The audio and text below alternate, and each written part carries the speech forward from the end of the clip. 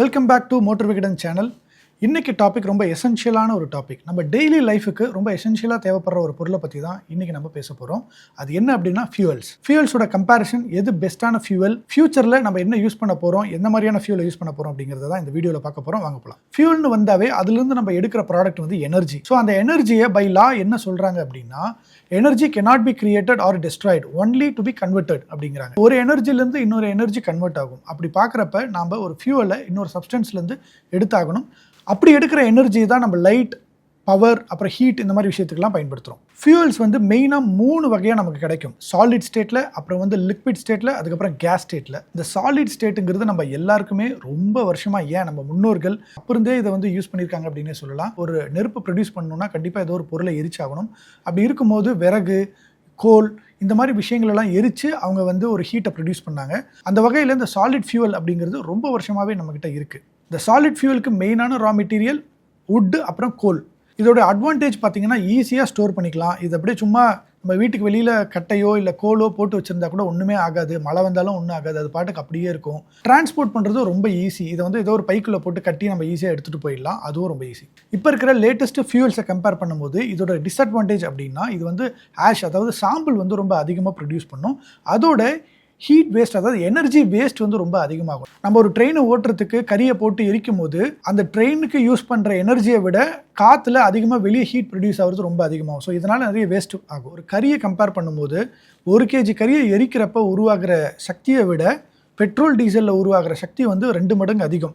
So இதனால் petrol டீசலை கணிசமாக இண்டஸ்ட்ரீஸ்க்கு, அதுக்கப்புறம் வந்து காருக்கு யூஸ் பண்ண ஆரம்பிக்கிறாங்க. ஸோ அதில் நமக்கு அட்வான்டேஜ் என்னென்னா, ஹையர் எஃபிஷியன்சி ஆஃப் பவர் கிடைக்குது. ப்ளஸ் வந்து உங்களுக்கு கம்பஷன் வந்து ரொம்ப ஈஸியாக நடக்குது, ரொம்ப க்ளீனாகவும் நடக்குது. ஆனால் டிஸ்அட்வான்டேஜ் என்ன அப்படின்னா, ரொம்ப ரொம்ப எக்ஸ்பென்சிவ். நீங்கள் ஒரு கரியோ இல்லை வந்து வுட்டோ வந்து ஈஸியாக நமக்கு கிடைச்சிரும். ஆனால் நம்ம பெட்ரோலியமுக்கு பூமிக்கு அடியிலேருந்து தோண்டி எடுக்கணும். ஒரு க்ரூட் ஆயிலாக வரும். அதுக்கப்புறம் அதை வந்து நிறைய ப்ராசஸ் கொண்டு போய் பெட்ரோலாக மாற்றணும், டீசலாக மாற்றணும். அதுக்கு நிறைய செலவு செய்யணும். அப்படியெல்லாம் செலவு பண்ணி வர்றது தான் வந்து பெட்ரோல் டீசலுங்கிறதுனால அதோடைய காஸ்ட் வந்து ரொம்ப அதிகமாகும். இன்னொரு மைனஸ் என்ன அப்படின்னா வந்து இதோடைய சேஃப்டி கன்சர்ன்ஸ் தான். ஸோ இதை வந்து நம்ம சேவ் பண்ணி வைக்கிறதே ரொம்ப உஷாராக சேவ் பண்ணணும். ஒரு டேங்க்கில் அழகாக க்ளோஸ் பண்ணி வச்சுருக்கணும். திடீர்னு ஃபயர் ஆச்சுன்னா ரொம்ப அதிகமாக சேதத்தை ஏற்படுத்தும். ஸோ அதனால் வந்து ஒரு நம்ம சாலிட் ஸ்டேட்லேருந்து லிக்விட் ஸ்டேட்டுக்கு வர்றப்ப அதோடைய ஆபத்தும் அதிகமாகுது. 3வது டைப் ஆஃப் ஃபியூவல் தான் வந்து கேஸ். ஸோ நீங்கள் இந்த எல்பிஜி, சிஎன்ஜி இதெல்லாம் தான் சொல்லலாம். இதோட அட்வான்டேஜ் என்னென்னா, இது ஈகோ ஃப்ரெண்ட்லி. அதாவது இந்த பெட்ரோல், டீசலோ இல்லை கரியோ ஏற்படுத்துகிற பொல்யூஷனை விட இந்த சிஎன்ஜி, எல்பிஜி வந்து பொல்யூஷன் வந்து ரொம்பவே கம்மியாக ப்ரொடியூஸ் பண்ணும். ஸோ அதனால் இது வந்து ரொம்ப எக்கோ ஃப்ரெண்ட்லி. ஆனால் இதோடைய டிஸ்அட்வான்டேஜ் என்னென்னா, இதுக்கு பெரிய பெரிய சிலிண்டர்ஸ் தேவை. இப்போ நீங்கள் பெட்ரோல், டீசல்னால் சின்ன சின்ன டேங்க்ஸில் எடுத்துகிட்டு போகலாம். ஆனால் சிஎன்ஜி இல்லை எல்பிஜியெல்லாம் ஒரு கம்ப்ரஸ்டு நேச்சுரல் கேஸ் அப்படிங்கிறதுனால அதை கம்ப்ரெஸ் பண்ணி ஒரு சிலிண்டருக்குள்ளே வச்சுருக்கணும். அதுக்கு பெரிய பெரிய ஸ்பேஸ் தேவைப்படும். டிரான்ஸ்போர்ட்டேஷனும் பார்த்தீங்கன்னா வந்து பைப் வழியாக தான் அனுப்ப முடியும். ஸோ இதனால் வந்து டிரான்ஸ்போர்ட்டேஷன் காஸ்ட் வந்து ரொம்ப அதிகமாகும். டிஸ்அட்வான்டேஜில் ரிஸ்க் ஃபேக்டர்ஸும் இதில் நிறைய இருக்குது. ஏன்னா கொஞ்சம் லீக் ஆனால் கூட அது வந்து பஸ்ட் ஆக வாய்ப்பு இருக்குது. ஸோ அதனால் சிஎன்ஜி அண்ட் எல்பிஜியை வந்து ரொம்ப சேஃபான என்விரான்மெண்ட்டில் தான் வந்து பயன்படுத்தணும். 18th century வரையும் வந்து நிறைய கோல்ஸ் தான் வந்து பயன்படுத்திக்கிட்டு இருந்தோம். இண்டஸ்ட்ரீஸ்லையும் சரி, ட்ரெயினில், இந்த மாதிரி நிறைய இடங்களில் வந்து கோல் வந்து பயன்படுத்திகிட்டு இருந்தாங்க. ஆனால் அதுக்கப்புறம் அப்படியே படிப்படியாக முன்னேற ஆரம்பிக்குது. 19th century, அதாவது இந்த 1800s பெட்ரோலியம் வந்து வருது. ஏன் வந்து ஒரு கோல்லேருந்து பெட்ரோலியம் போகணும், ஏன் பெட்ரோலியம் வந்து அடுத்தடுத்த ஃபியூல் வேணும் அப்படின்னு நம்ம பார்க்குறப்ப இங்கே தான் கெலோரிஃபிக் வேல்யூ அப்படிங்கிற ஒரு விஷயம் இருக்குது. இந்த கெலோரிஃபிக் அப்படிங்கிறது வேறு எதுவும் இல்லைங்க. ஃபிசிக்ஸில் பார்த்தீங்கன்னா இந்த எஸ்ஐ யூனிட்னு சொல்லுவாங்க. ஸோ ஒரு பொருளை எரித்து அதுலேருந்து உருவாகிற எனர்ஜிக்கு ஒரு எஸ்ஐ யூனிட்டில் வந்து கேஜே அப்படின்னு சொல்கிறாங்க. அதுதான் கெலோரிஃபிக் வேல்யூ. உதாரணத்துக்கு மாட்டு வெரைட்டி, நம்மலாம் வந்து மாட்டு சாணத்தில் ஒரு வெரைட்டி மாதிரி செஞ்சு அதை அடுப்பில் பயன்படுத்துவாங்க. சின்ன வயசில் பார்த்துருப்போம். அந்த மாதிரி ஒரு பொருளை வந்து நம்ம எரிக்கிறப்ப எவ்வளோ எனர்ஜி, எவ்வளோ ஹீட் எனர்ஜி ப்ரொடியூஸ் ஆகுதுன்னு பார்த்தீங்கன்னா 6000 to 8000 calorific value per KG வந்து ப்ரொடியூஸ் ஆகுது. அதே ஒரு மரத்தை எரிக்கிறப்ப 17,000 22,000 கெலோரிஃபிக் வேல்யூ வந்து அது ப்ரொடியூஸ் பண்ணுது. ஒரு நிலக்கரியை எரிக்கிறப்ப 25,000 33,000. பெட்ரோல், டீசல், கெரோசின் இதெல்லாம் எரிக்கிறப்ப ஒரு 45,000 கெலோரிஃபிக் வேல்யூ. பயோகேஸ் எரிக்கிறப்ப 35,000 40,000 வரையும். சிஎன்ஜி வந்து 50,000 வரையும் ப்ரொடியூஸ் பண்ணுது.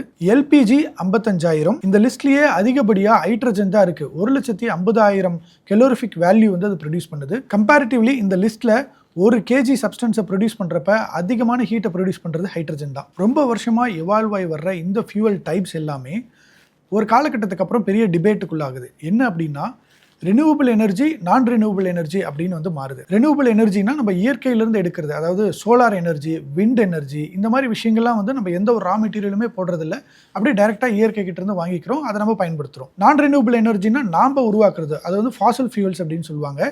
இது வந்து நம்ம கெமிக்கல்ஸை யூஸ் பண்ணி உருவாக்குறது. ஆயில், நேச்சுரல் கேஸ் இதெல்லாம் வந்து நமக்கு நேச்சுரலா கிடைச்சாலும் அதிலிருந்து நம்ம இன்னொரு பொருளை உருவாக்கி அதில் நிறைய கெமிக்கல்ஸ் எல்லாம் ஆட் பண்ணி நம்ம யூஸ் பண்றோம். அது நான் ரினியூவபிள்னு சொல்றோம். 19th செஞ்சுரியிலேருந்து ஒரு 20th செஞ்சுரி வர்றப்ப சிஎன்ஜி, இந்த எல்பிஜி எல்லாம் ரொம்ப அதிகமாக பயன்படுத்துறாங்க. 21st செஞ்சுரி எல்லாம் வர்றப்ப ரொம்ப கான்சியஸ் ஆயிடுறாங்க. அதாவது இந்த உலகத்தை வந்து காப்பாற்றணும், கார்பன் எமிஷன்லேருந்து காப்பாற்றணும் அப்படிங்கிறதுக்காக லேட் 20th செஞ்சுரியில் இந்த சோலார், அப்புறம் வந்து இந்த விண்ட் இதெல்லாம் வந்து அதிகமாக பயன்படுத்த ஆரம்பிக்கிறாங்க. இந்த எல்பிஜி, சிஎன்ஜி இதெல்லாம் பயன்படுத்துகிறாங்க. ஆனால் 21st செஞ்சுரி வர்றப்ப தான் பேட்டரி டெக்னாலஜி அப்படிங்கிறது வருது. இந்த பேட்டரி டெக்னாலஜி மூலயமா கார், பைக்கு, ட்ரக்ஸு இந்த மாதிரி நிறைய விஷயங்களை வந்து பயன்படுத்துகிறாங்க. நம்ம யூஸ் பண்ணுற ஃபோன்லேருந்து ஏகப்பட்ட விஷயங்கள் வந்து அப்படி மாறுது. எந்த ஃபியூல் வந்து பெஸ்ட் ஃபியூலாக இருக்கும், நம்ம ஃபியூச்சருக்கு எது நல்ல ஃபியூலாக இருக்கும் அப்படின்னு பார்க்குறப்ப அவங்க சில ஃபேக்டர்ஸை சொல்கிறாங்க. அது வந்து ரெடிலி அவைலபிளாக இருக்கணும், ரொம்ப அஃபோர்டபுளாக இருக்கணும், அதே மாதிரி என்விரான்மெண்டல் ஃப்ரெண்ட்லியாகவும் இருக்கணும். ஸோ அப்படி பார்க்குறப்ப எத்தனால், மெத்தனால், அதுக்கப்புறம் ஹைட்ரஜன், அதுக்கப்புறம் ஹைப்ரிட் டெக்னாலஜி, அதுக்கப்புறம் சோலார் பவர், இந்த 5 வகையான ஃபியூலும் நம்ம பயன்படுத்தினா என்விரான்மெண்டல் ஃப்ரெண்ட்லியாக இருக்கும், ப்ளஸ் வந்து அஃபோர்டபுளாகவும் இருக்கும் அப்படின்னு சொல்கிறாங்க எக்ஸ்பர்ட்ஸ். ஃபியூச்சரில் இந்த ஃபியூல்ஸ் தான் வந்து ஆல்டர்னேட்டிவாக இருக்கும் அப்படின்னு சொல்கிறாங்க. ஆனால் இன்றைய காலகட்டத்தில் எலக்ட்ரிக் வெஹிக்கிள்ஸ் வந்து ரொம்ப பிரதானமாக இருக்குது. மேபி இன்னொரு 50 இயர்ஸ்க்கும் எலக்ட்ரிக் வெஹிக்கிளாக இருக்கலாம். ஆனால் இதுக்கப்புறமும் நிறைய டெக்னாலஜி வர்றப்ப எத்தனால், மெத்தனால், இல்லை ஹைப்ரிட் டெக்னாலஜி, இல்லை சோலார் பவரே நம்ம அதிகமாக யூஸ் பண்ணுற மாதிரி இருக்கலாம். ஆனால் இந்த சோலார் பவர்னு வர்றப்ப நம்ம அதுலேயும் பேட்டரி தான் யூஸ் பண்ண வேண்டியதாக இருக்குது. பேட்டரியோட மேனுஃபேக்சரிங்க்கு கண்டிப்பாக லித்தியம் தேவை. லித்தியம் எந்த அளவுக்கு இந்த உலகத்துக்கே தேவையான அளவுக்கு கிடைக்குமா அப்படிங்கிறது ஒரு பெரிய கேள்விக்குறியாக இருக்குது. ஸோ அதையும் நம்ம வந்து கணக்கில் எடுக்க வேண்டியதாக இருக்குது. எத்தனாலோ, மெத்தனாலோ பயன்படுத்தலாம் அப்படின்னா இந்த எத்தனால், மெத்தனால் உருவாக்குறது எதுலன்னு பார்த்தீங்கன்னா வந்து சுகர் கேன்ஸில், கார்னில் தான் வந்து உருவாக்குறாங்க. அந்த மாதிரி உருவாக்கணும்னு நினைக்கிறப்ப நம்ம இந்த உலகத்துக்கே சப்ளை பண்ணணும்னா நிறைய சுகர் கேனை கல்டிவேட் பண்ணணும், கானை கல்டிவேட் பண்ணணும்.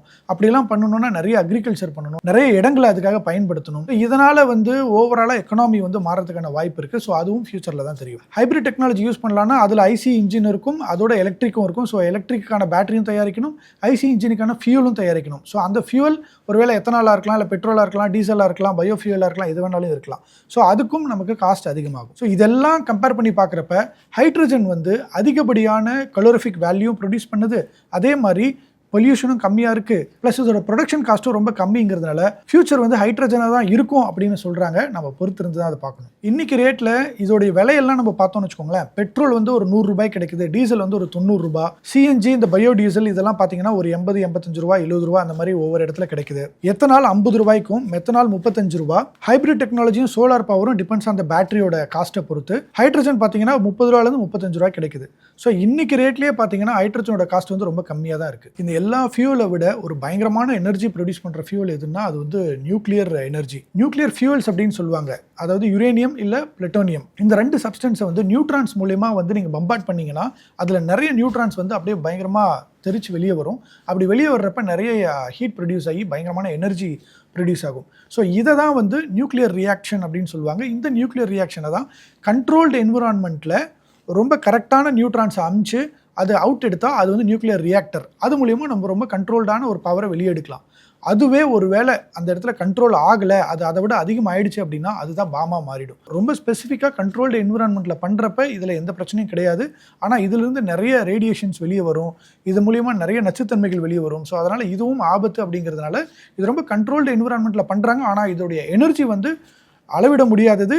எவ்வளோ நாளும் நம்ம இதில் எனர்ஜி எடுத்துக்கிட்டே இருக்கலாம், குறையவே குறையாது. அந்த அளவுக்கு ரொம்ப ரொம்ப பவர்ஃபுல்லானது, ப்ளஸ் ஆபத்தானதும் கூட. ஃபியூச்சரில் விவசாயம் பண்ண முடியாது, பயோஃபியூல் எடுக்க முடியாது, சிஎன்ஜி எடுக்க முடியாது, இப்படி எதுவுமே நம்மளால் உருவாக்க முடியல அப்படின்னா நியூக்ளியர் எனர்ஜி நமக்கு பயங்கர பக்கபலமாக இருக்கும். ஃபியூச்சர் என்னவா மாறும் அப்படின்னு நீங்கள் என்ன நினைக்கிறீங்க, அதை பற்றி கமெண்ட்டில் சொல்லுங்கள்.